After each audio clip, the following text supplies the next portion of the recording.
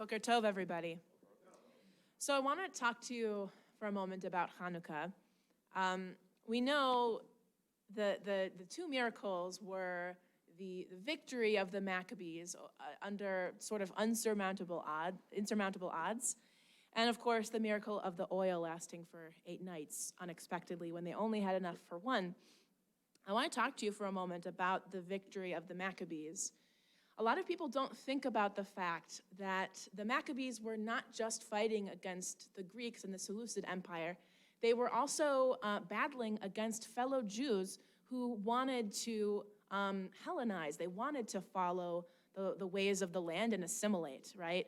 And it took a lot to overcome, to think about the fact that, no, we need to be faithful and true to our God, to our way, right? Because we know that that the way of the Seleucid Empire, it wasn't just adjusting to the way of the land, it was completely taking over Judaism. It was overtaking it, right?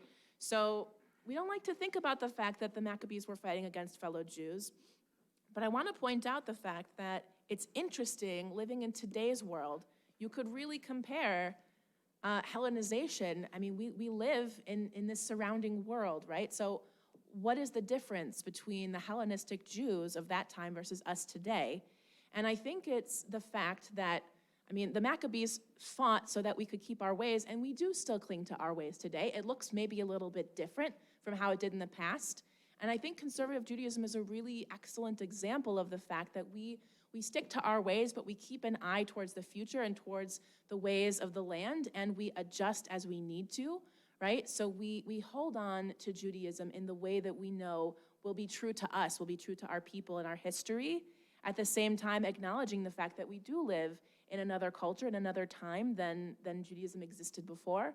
So I think it's important to keep in mind that, you know, even though the Maccabees fought against assimilation, we don't fight the same way, but we do fight to retain our culture, our rituals, our history, everything wrapped into one. And I think Hanukkah is a wonderful nod to the fact that we do that.